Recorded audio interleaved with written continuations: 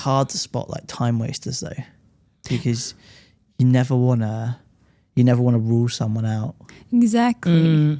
Because usually the ones you think they're going to close, they don't, and the ones you don't think, all of a sudden they've turned it around super quick. So you actually never know. Do you have like a tool to like spot time wasters? I think there's small things which you know, whether they're communicating, how they're communicating, what questions they're asking. There's small bits which you can you never 100% know, but I think you can get a good gauge at it. If you've been doing real estate quite a while, then you understand, you know.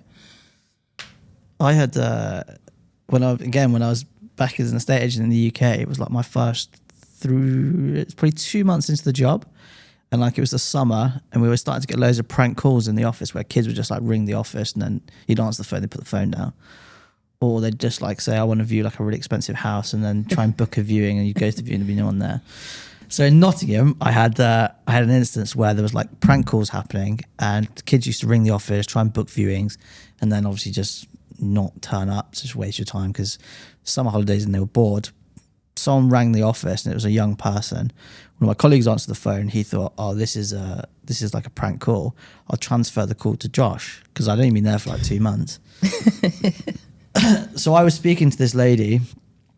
She wanted to view the most expensive house that we had on the books. It was called the Rainbow. It was 1.35 million. This was back in 2012. So actually back then it was like quite a lot of money, especially in Nottingham. It was the most expensive house on the market in the city. And I was like, I'm just going to give you the time of day. Anyway, they booked the viewing. We went to the viewing, turned up at the viewing. They ended up buying the house. Wow. And he'd basically passed the lead across to me because he thought it was a prank call. Oof. Turned out these 21-year-old kids had won 42 million in the Euro Millions.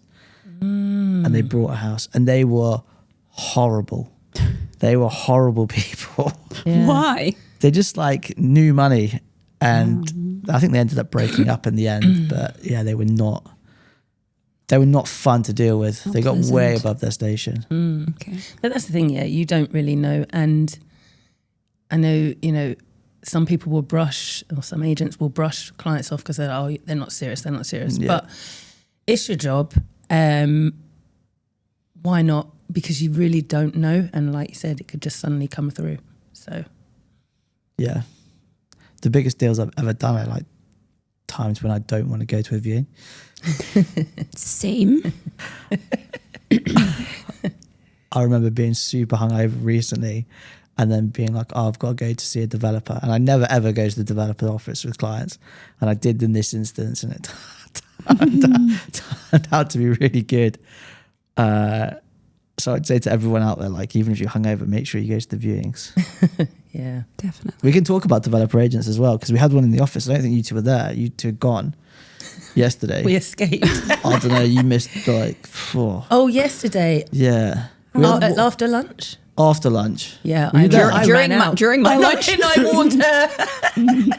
Yeah, you sent me a video. You're like, I'm leaving. Honestly, sometimes it's too much. Yeah, and it's just I think it's one of the points why agents do so well in this market, and why people who go direct to the developer, they don't do as well, because some of the stuff the developer agents say, just like, yeah, it's absolute drivel. You're just making stuff up when we were stood there, and like, I'll call people out. Did you ask your normal questions? Yeah, I called him out on it. Called him out. He got the price per square foot of like the comparables in the area, but the comparables were from 2023, and I was like, well, the price per square foot's changed since then. And then I asked him what the price per square foot was of a 1-bedroom, and he gave me an answer, and then I was like, all right, give me the cheapest 1-bed and like the average size, and I worked it out. It was almost 200 dirhams more than what he said. And I called him out, and he was like, no, I'll send you all the details. Yeah, if you're doing a presentation, make sure you know the figures. Yeah. No, but not even a presentation. I've noticed the developer agents, this is all they do. They only work on these specific projects because they work for that developer. They don't know what they're selling. And I don't get it. I don't get it. Yeah. How do you not know your product? Yeah, it's embarrassing. And also, if you go directly to a developer, it's not like they're not going to give you the pros and the cons. They're just going to tell you what the pros are. Yeah. It's like if you go to Spinneys, for example, and you go, I'm going to buy this, and then one of the salespeople said, don't buy that.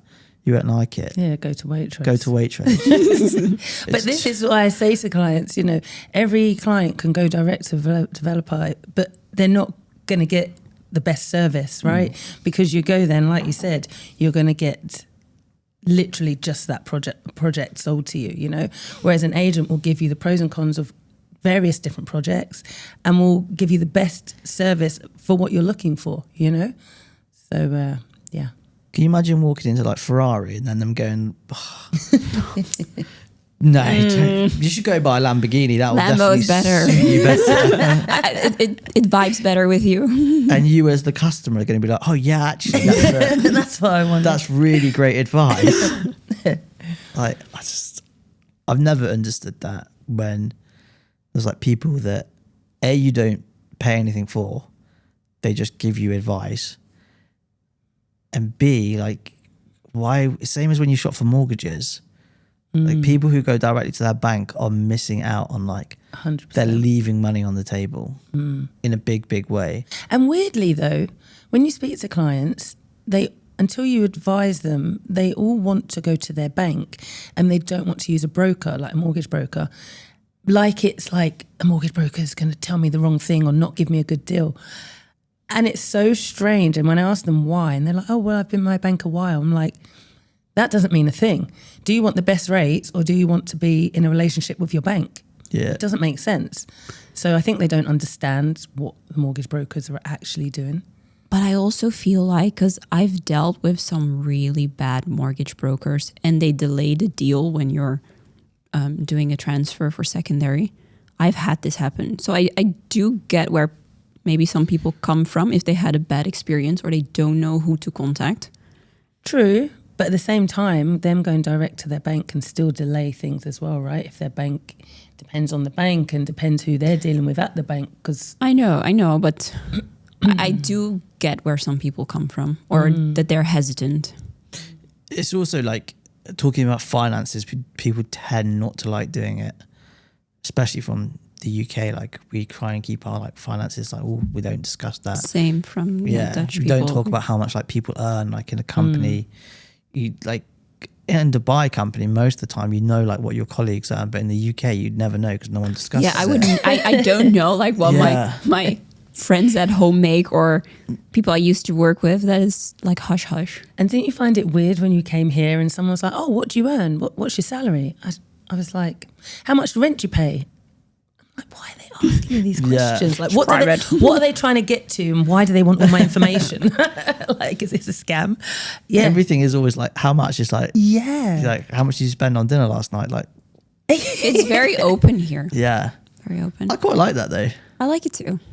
I think it's good. I think it's good because I think talking about money and like having conversations with your friends about money is good. Making it normal. I think in the UK where you could sit in the pub and discuss like just trivial stuff that's not really going to like benefit or enhance your life.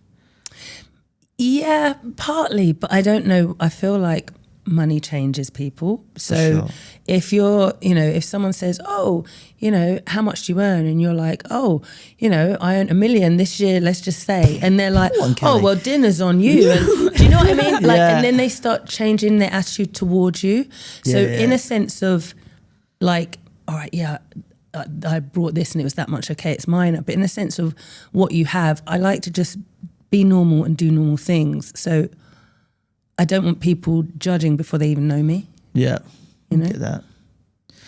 Yeah, but I like the fact to hear that people talk about like business and like how you can like achieve more in your life. Whereas I think like the UK has this, I